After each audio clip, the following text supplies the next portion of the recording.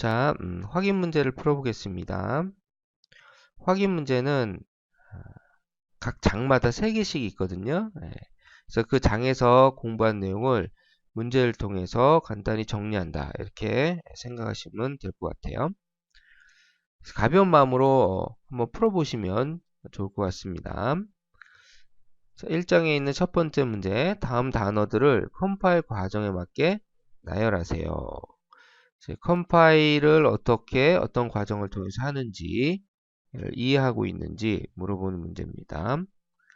자, 우리가 프로그램을 만들 때 가장 먼저 뭘 합니까? 코딩을 하죠.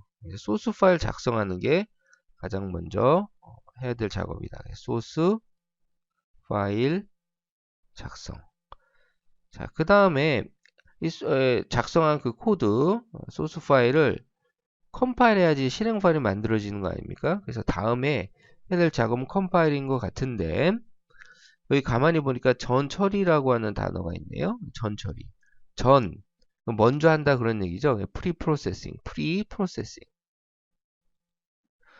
그래서 컴파일 하기 전에 이 전 처리라는 작업을 먼저 해야 됩니다. 전 처리를 먼저 하고 그 다음에 컴파일 하자. 얘기죠. 컴파일. 자, 그럼 이 전 처리는 뭐고 이 컴파일은 뭐냐? 우리가 그냥 보통 이 전 처리와 컴파일 하나를 묶어서 컴파일 한다 이렇게 얘기하기도 하고, 그럼 뭐 전체를 다 컴파일 한다 이렇게 얘기할 수도 있어요. 근데 구체적으로 나눠서 지금 정리를 해보자 그런 얘기죠. 이 소스 파일을 작성하게 되면 이 소스 파일은 우리가 타이핑한 그 C 문법에 맞게끔 코딩을 하는 거 아니에요? 그때 이제 타이핑한 문자 하나하나 소스 파일을 만들 때 그 소스 파일을 구성하는 문자 하나하나가 아스키 코드값 형태로 저장이 돼요. 예를 들어서 A라고 내가 타이핑을 했다. 그럼 A 아스키 코드 값이 65니까 이 65가 한 바이트 이진수 01000001 이런 형태의 비트열로 소스 코드를 구성을 하는 그 캐릭터 하나하나가 전부 다 이렇게 이진수 형태로 바뀌어서 저장이 된다. 그걸 우리가 그런 형태의 파일을 즉 아스키 코드값 형태로 저장된 파일을 텍스트 파일이라고 하고, 그렇죠? 이 소스 파일도 얘가 텍스트 파일의 형태로 저장되는 거죠. 자, 따라서 이거는 CPU가 이해할 수가 없어요. CPU가 뭔가 실행시키려면 CPU가 이해할 수 있는 명령어, 인스트럭션의 비트열로 바뀌어 있어야 돼요. 그래서 그 작업을 해주는 걸 컴파일이라고 하는데, 그렇죠? 그래서 컴파일을 하게 되면은 뭐가 생기냐면 오브젝트 파일이 생겨요. 이걸 우리가 그냥 개체 파일 이렇게 얘기하기도 합니다. 개체 파일, 오브젝트 파일.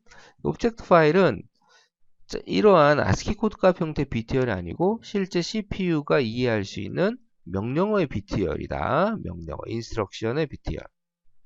명령어 비트열. 자, 그래서 컴파일을 하게 되면 이제 실제 실행시킬 수가 있는 게 아니냐 이렇게 생각할 수가 있는데, 이 컴파일 하기 전에 이 전처리라는 작업이 있다.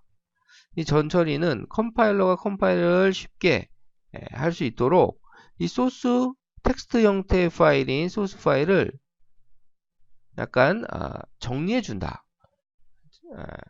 또 약간 다듬어 준다. 이렇게 생각하시면 돼요. 전처리 과정에서는 우리가 소스 파일 작성할 때 주성문 같은 거 쓰잖아요. 그러니까 이건 뭐 정수입니다. 이거는 뭐 나이를 저장하는 그런 변수입니다.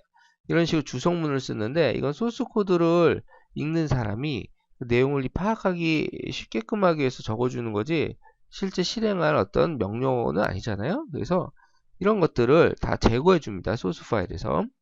그리고 나중에 19장에서 배우겠지만 전처리 지시자 같은 게 있어요. 샵 include라든가 샵 define이라든가 이 외에 많은 전처리 지시자들이 있는데 이런 것들을 처리해 줍니다. 자세한 19장에서 배우겠죠. 그래서 소스 코드에서 필요한 그런 내용들을 다른 파일에 있는 걸 갖다다가 복사해가지고 붙여넣기를 한다든가, 또 어떤 복잡한 수식이나 그러한 상수 같은 것들을 간단하게 기호화해서 사용할 수 있도록 해준다거나 뭐 이런 작업들을 다 전처리 과정에서 수행하는 겁니다. 그러니까 쉽게 얘기하면은 컴파일러가 컴파일을 쉽게 할 수 있도록 불필요한 것들을 다 쳐주고 정리해준다. 이런 작업이 바로 전처리다. 이렇게 생각하시면 돼요. 그냥 간단하게. 자, 그래서 정리가 다 됐으면 이제 컴파일 하는 거죠. 컴파일 하면 이제 오브젝트 파일이 만들어지는 거죠. CPU가 이해할 수 있는 명령어들의 파일이네. 그럼 이제 끝난 거 아니냐 이렇게 생각할지 모르겠지만 우리가 CPU라고 하는 그 하드웨어 같은 CPU가 꼽혀 있는 그 하드웨어 동일한 하드웨어 컴퓨터를 할지라도 거기에 깔리는 운영체제가 다를 수 있어요. 그러니까 우리가 사용하는 컴퓨터에다가 뭐 윈도우즈도 깔 수가 있고 리눅스도 깔 수가 있고 뭐 이런 거 아닙니까? 그래서 뭐 맥킨토시다 그러면 맥OS가 깔릴 수도 있고 또 윈도우즈도 깔아서 사용할 수 있잖아요. 자, 그래서 이 운영체제 같은 컴퓨터에도 서로 다른 운영체제가 깔릴 수가 있는데 운영체제라고 하는 가장 큰 기능이 프로그램을 실행시키는 그런 기능이에요. 운영체제가 없으면 프로그램 실행 자체가 안 되니까. 따라서 운영체제가 다르면은 그 운영체제가 인식할 수 있는 형태의 실행 파일로 만들어줘야 돼요. 그거를 해주는 작업이 필요한데 그게 링크예요. 링크. 자, 이 링크한다. 뭔가 연결시킨다 그런 얘기죠. 그래서 이 링크 단계에서는 스타트업 코드라는 거를 우리가 만든 오브젝트 파일에다가 붙여주는 그런 역할을 합니다. 이 스타트업 코드는 운영체제마다 다르겠죠. 그래서 어떤 운영체제냐에 따라서 그 운영체제가 내가 이게 실행할 파일이구나 라고 인식할 수 있도록 그 운영체제에 맞는 스타트 코드를 붙여주는 작업을 해줘야 되는데 그 과정이 링크다 생각하시면 돼요. 자, 링크 단계에서는 이 스타터 코드도 오브젝트 파일, 즉 명령 형태의 파일로 컴파일러와 함께 제공되고 있어요. 그래서 이런 스타터 코드를 붙여주고 또 우리가 큰 프로그램을 만들 때는 분할 컴파일 같은 거 하잖아요. 분할 컴파일을 하면 여러 개의 오브젝트 파일이 생성이 되고 걔네들을 하나로 연결해주는 작업, 그것도 이제 링크에서 수행을 합니다. 우리가 printf나 scanf 함수를 사용하면 그것도 우리가 만든 함수가 아니잖아요. 그렇죠? 그래서 이미 만들어져서 오브젝트 파일 형태로 컴파일러와 함께 제공되는 거예요. 그래서 우리가 printf나 scanf 쓰게 되면은 걔네들도 같이 링크 단계에서 달라붙습니다. 그래서 이 링크는 여러 개의 오브젝트 파일들 하나로 연결시켜주는 작업을 한다. 그 프로그램이 제대로 돌아가기 위해서 필요한 그런 오브젝트 파일을 하나로 붙여준다. 이렇게 생각하시면 돼요. 자, 이 링크를 하게 되면 최종적으로 이제 실행 파일이 만들어지는 거죠. 실행 파일, execution 파일이 만들어집니다. 이러면 이제 운영 체제에서 뭐 윈도우즈 하면 탐색기에서 이 실행 파일을 찾아서 더블 클릭하면 프로그램이 실행되는 거 아닙니까?